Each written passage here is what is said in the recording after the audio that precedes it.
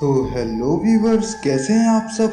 तो आज मैं जिस हॉरर थ्रिलर मूवी को एक्सप्लेन करने वाला हूँ उसका नाम है लाइट्स आउट, जो कि 2016 में रिलीज हुई थी। और गाइस, आपको बता दें कि इस मूवी को IMDb की तरफ से 6.3 आउट ऑफ 10 की रेटिंग्स मिली है। तो चलिए गाइस, और टाइम वेस्ट ना करते हुए वीडियो में आगे बढ़ते हैं।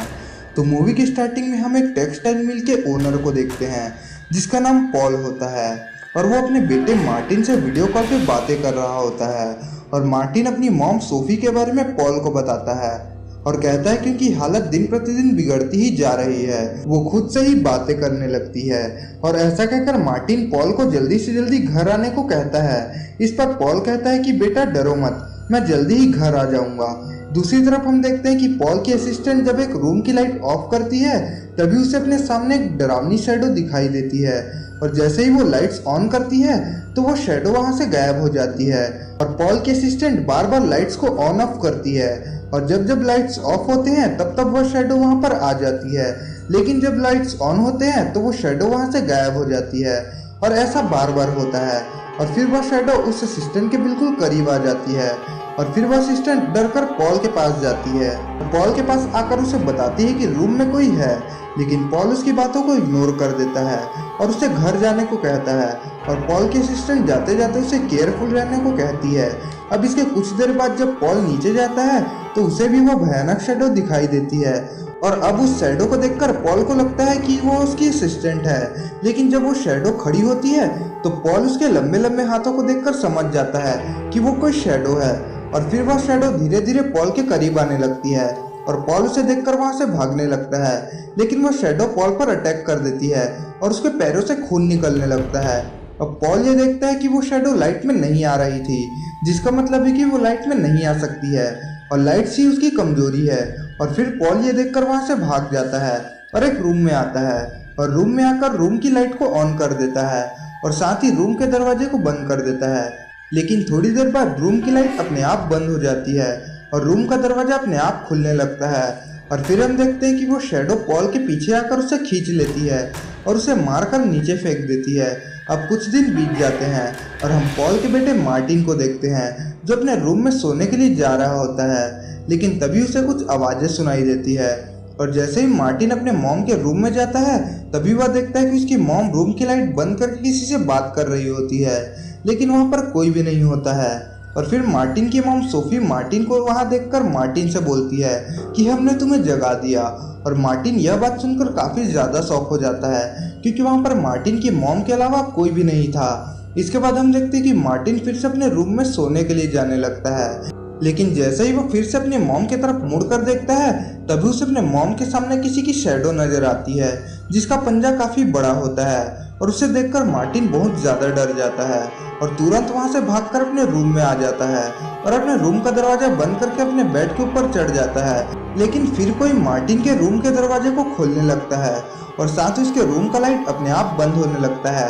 और ये सब देखकर मार्टिन बहुत ज्यादा डर जाता है और उसे पूरी रात नींद नहीं आती। अब इसके अगले दिन मार्टिन अपने स्कूल में सोने लगता है, और इस बात को देखते हुए स्कूल के चाइल्ड वेलफेयर वाले लोग मार्टिन की मॉम सोफी को कॉल करने की कोशिश करते हैं, लेकिन सोफी कॉल नहीं उठाती है, और इसीलिए वो लोग मार्टिन की स्टेप सिस्टर को कॉल लगाते हैं जिसका नाम रेबेका होता है, और उसे कॉल करके मार्टिन के स्कूल आने को कहते हैं। इसके कुछ देर बाद रेबेका मार्टिन के स्कूल पहुंच जाती है, और स्कूल पहुंचते ही उसे मार्टिन की टीचर बताती है कि मार्टिन स्कूल आते ही स्कूल में सो जाता है, और ऐसा 3 दिनों से हो रहा है। अब गाइस, आपको बता दें कि मार्टिन और रेबेका की मॉम एक ही थी, लेकिन इनके डैड अलग अलग थे। फिर हम देखते हैं कि रेबेका मार्टिन को लेकर अपनी मॉम सोफी के घर आती है और मार्टिन से पूछती है कि क्या उसकी मॉम किसी से मिलती है। इस पर मार्टिन कहता है कि मॉम सिर्फ एक डियाना नाम की लड़की से मिलती है और उससे अकेले में बातें करती है। और यह बात सुनने के बाद रेबेका बहुत ज्यादा शॉक हो जाती है, लेकिन वह मार्टिन से कहती है कि डियाना नाम की कोई भी लड़की नहीं है। इसके बाद रेबेका अपनी मॉम सोफी के पास जाती है और हम देखते हैं कि रेबेका और सोफी के बीच में बहस हो जाता है। अब मार्टिन अपने कपड़े बैग में रखकर रेबेका के घर जाने के लिए आ ही रहा होता है कि तभी उसे वह शैडो फिर से दिखाई देती है, जिसके कारण मार्टिन अब और भी ज्यादा डर जाता है। दूसरी तरफ हम देखते हैं कि रेबेका अपनी मॉम सोफी से कहती है कि वो मार्टिन को अपने साथ लेकर जा रही है, और उससे कहती है कि जब तक वो पहले जैसी ठीक नहीं हो जाती तब तक मार्टिन मेरे साथ ही रहेगा। लेकिन यह बात सुनकर सोफी रेबेका को रोकने की कोशिश करती है और बहुत ज्यादा रोती है, लेकिन रेबेका सोफी की बातों को इग्नोर करके मार्टिन को लेकर वहां से चली जाती है। फिर हम देखते हैं कि जब रात में रेबेका सो रही होती है तभी अचानक उसकी नींद खुल जाती है और वह देखती है कि मार्टिन उसके बगल में नहीं है। इसके बाद रेबेका अपने बेड से उठती है और वह देखती है कि रूम के बाहर का लाइट अपने आप बंद चालू हो रहा है। अब रेबेका उठकर रूम के बाहर जाती है, लेकिन तभी उसे वह भयानक शैडो दिखाई देती है और उस पर हमला करने के लिए उसके पास आती है। लेकिन तभी रेबेका रूम में जाकर वहां की लाइट को ऑन कर देती है।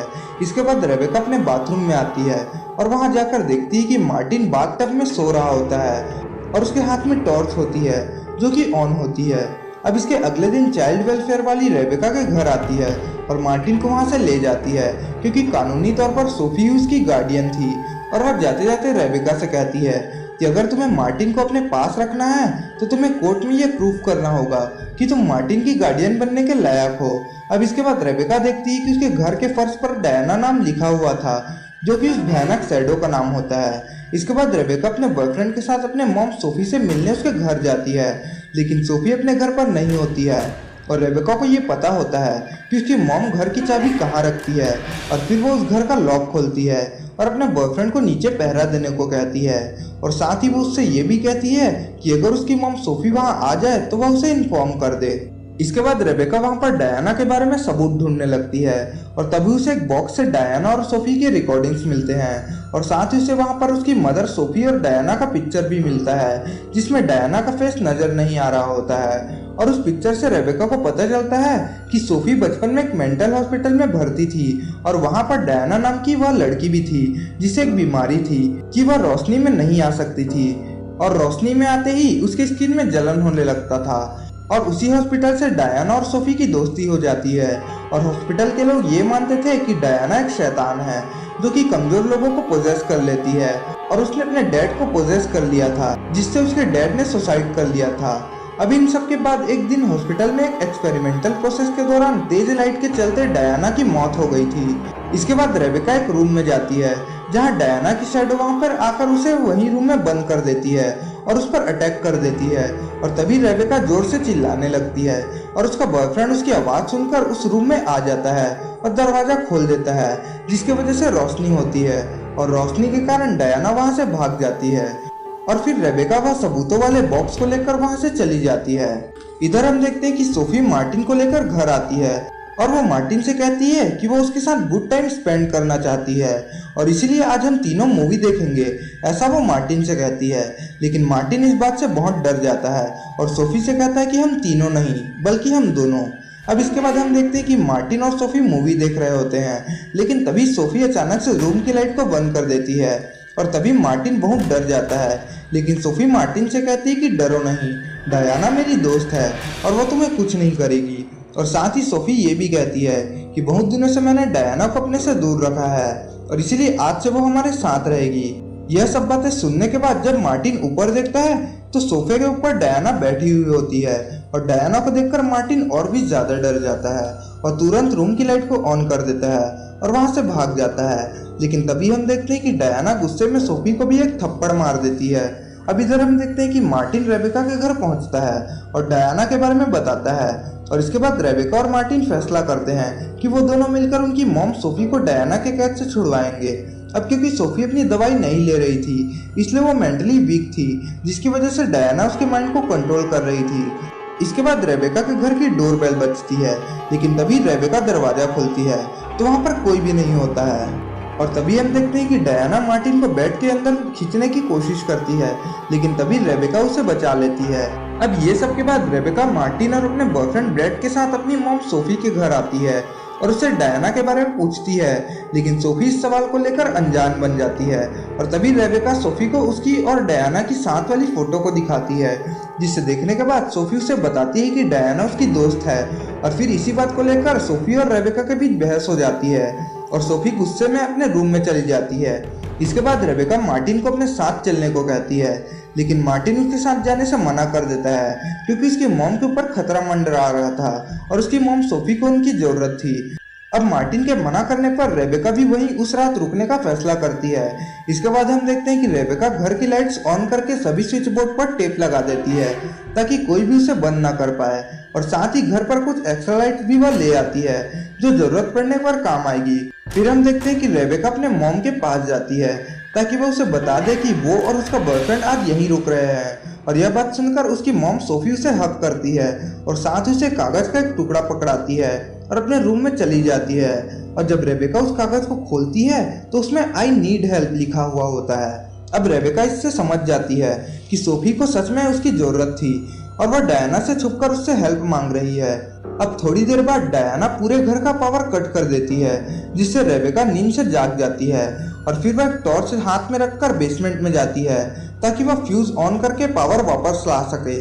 अब इसके कुछ देर बाद मार्टिन भी नींद से जाग जाता है और पूरे घर में अंधेरा देखकर काफी डर जाता है और फिर वो अपने हाथ में एक कैंडल लेकर रेबेका को ढूंढने लगता है। लेकिन तभी डायना वहां आ जाती है और उसे पकड़कर घसीटने लगती है और फिर मार्टिन अपने हाथ में रखे कैंडल को डायना की तरफ कर देता है और कैंडल की रोशनी से डायना वहां से भाग जाती है। इसके बाद मार्टिन भी रेबेका के पास बेसमेंट में पहुंच जाता है। लेकिन तभी मार्टिन को रियलाइज होता है कि हो ना हो ये डायना के द्वारा फैलाया गया एक ट्रैप है और तभी डायना वहां आकर बेसमेंट का दरवाजा बंद कर देती है जिससे मार्टिन और रेबेका काफी डर जाते हैं और बेसमेंट के दरवाजे को जोर जोर से मारकर ब्रेड को हेल्प के लिए बुलाते हैं। और फिर ब्रेड इनकी आवाज सुनकर बेसमेंट की तरफ आता है और दरवाजा खोलने की कोशिश करता है। लेकिन तभी डायना वहां आकर ब्रेड पर अटैक कर देती है जिससे ब्रेड का टॉर्च नीचे गिर जाता है और फिर डायना उसे मारने के लिए आखिरी वार करती है कि तभी ब्रेड अपने मोबाइल की स्क्रीन को ऑन करके डायना की तरफ कर देता है जिससे डायना फिर से वहां से गायब हो जाती है।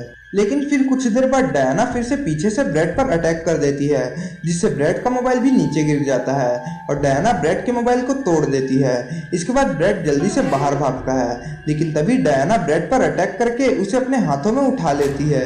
लेकिन तभी ब्रेड अपनी कार की लाइट को ऑन करके खुद को बचा लेता है और वह तुरंत कार में बैठकर वहां से भाग जाता है।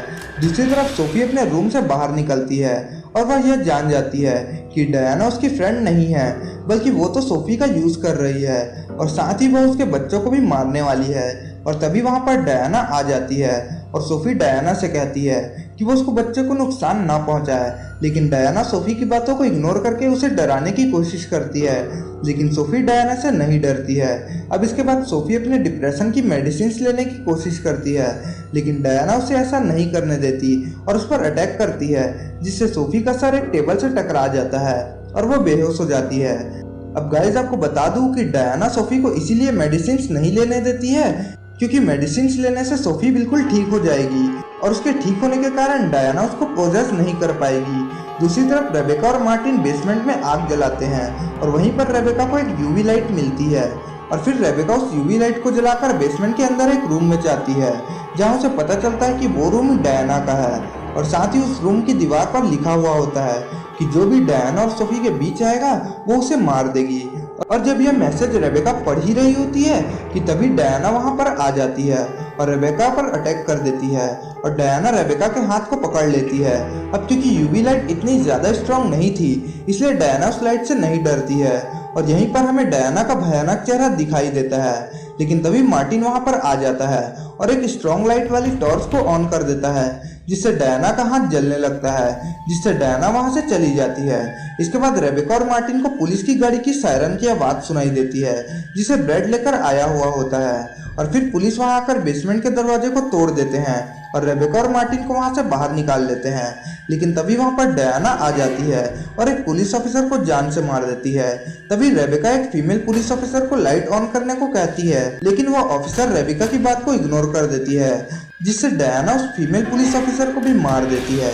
इसके बाद रेबेका ब्रेड से कहती है कि वो मार्टिन को लेकर घर से बाहर जाए और खुद वो सोफी को लेने के लिए अंदर जाती है। लेकिन तभी डायना वहां आ जाती है और रेबेका पर हमला कर देती है और उसे ऊपर से नीचे फेंक देती है और साथ ही डायना रेबेका से ये भी कहती है कि वो उसे उसके फादर की तरह तड़पा तड़पा कर जान से मार देगी। लेकिन तभी सोफी वहां पर आ जाती है और डायना को मारने के लिए उस पर फायरिंग भी करने लगती है और साथ ही वो डायना से कहती है कि मैंने तुमसे कहा था कि मेरे बच्चों से दूर रहना। लेकिन डायना सोफी से कहती है कि मुझे उस गन से कुछ भी नहीं होगा। लेकिन तभी सोफी खुद को ही गन से शूट कर लेती है क्योंकि डायना का अस्तित्व सोफी की वजह से ही था क्योंकि सोफी डायना के जीते जी ही उसकी बेस्ट फ्रेंड बन गई थी और इसी कारण से वो मरने के बाद भी सोफी को नहीं छोड़ रही थी क्योंकि सोफी ही थी जो डायना का दर्द समझती थी और डायना जब जिंदा थी तब भी सोफी के अलावा कोई भी उसका फ्रेंड नहीं बनना चाहता था। अब हम देखते हैं कि सोफी के मरने के साथ ही डायना का अस्तित्व भी खत्म हो जाता है और इसी के साथ यह मूवी भी एंड हो जाती है। तो गाइस, वीडियो आपको अगर अच्छी लगी हो तो प्लीज इसे लाइक जरूर करिएगा और अगर आप चैनल पर नए हैं तो चैनल को जरूर सब्सक्राइब करिएगा।